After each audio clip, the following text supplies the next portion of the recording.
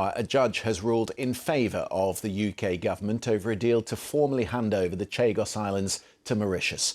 The Prime Minister, Sir Keir Starmer, was due to attend a virtual signing ceremony this morning, but at the last minute the ceremony was postponed on the orders of the High Court. A legal challenge had been brought by two Chagossian women, Bernadette Dugas and Bertrice Pomp, who would like to return to live on the islands, but under the new deal are prevented from returning. The deal would see Chagos retain UK and US military bases for the next 99 years. Our Home Affairs correspondent Mark Easton has been following developments outside the High Court.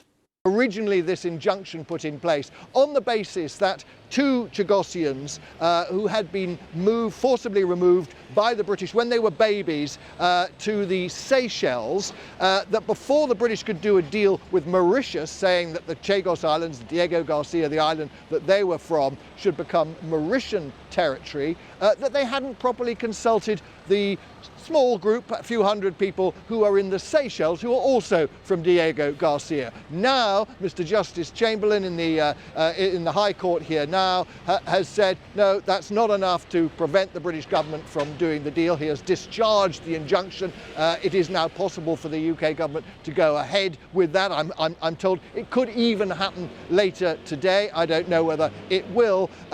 In terms of an appeal, that there is a mechanism whereby you can appeal against this decision. Whether or not the judge would be minded to do that, we're not sure. But really, this is probably only in any event a sort of temporary glitch in the process, and the likelihood is that at some stage, either today or perhaps in the next few weeks, a deal will be done which will see the Chagos Islands returned to Mauritius control. Mark Easton there outside the High Court. It's an extremely complex issue. The diaspora from the Chagos Islands went in many different directions. They each want different things. To get a bit of background on that, I spoke earlier to our correspondent Andrew Harding, who's in Paris.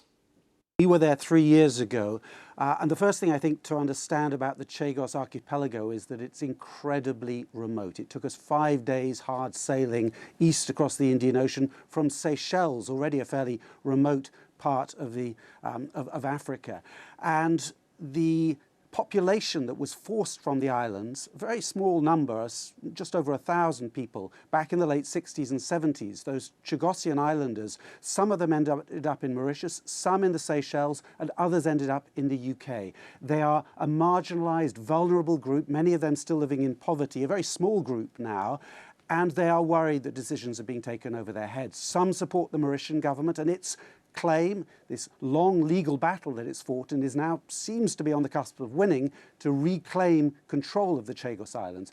Others say, no, we want to be independent as Chagosians and make our own decisions. And others living in the UK say, well, no, we want to back the UK and we want to remain in the UK, but we don't like this deal because we feel that it may not give us the rights to return, particularly to Diego Garcia, which is this one big island where, of course, the Americans have this giant military base, a base that's so important for the US, and which is why the British government is pushing ahead with this deal, because it thinks this is the best way to secure long-term the legal, logistical future of that base.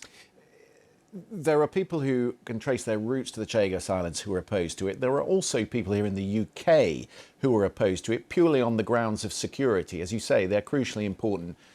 It's a crucially important base, Diego Garcia, notably for the US military. What is the concern among those who have security issues here? And what is the context of the deal that the British government is about to sign up to? So the argument being made against this deal is basically these are uncertain times. China is expanding its influence around the world. It's looking for influence in the Indian Ocean. Why give away sovereignty of an archipelago that Britain currently owns and risk giving it to Mauritius, a country that potentially could, all sorts of things could happen to it. It could fall under Chinese influence. The Americans could somehow lose control of the base. Why take that risk in uncertain times?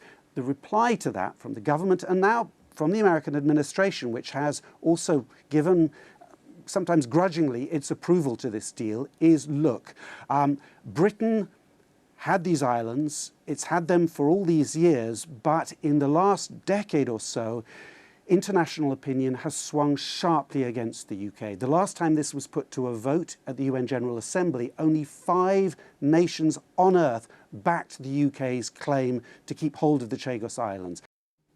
Andrew Harding with the history of the Chagos Islands. There is a live page currently running on the BBC website. Let me just read you a couple of lines from James Eadie, the government lawyer who was in court this morning. He said the delay was damaging to British interests, and there is jeopardy, he says, to our international relations, including with our most important security and intelligence partner, the United States. He went on to say that everybody is now standing by to sign the deal. Responding to the judge, he said the Foreign, Commonwealth and Development Office need a decision by 1 p.m. today if we're to sign it today, and everyone is standing by. We'll keep you posted on that virtual signing ceremony if it is reconvened.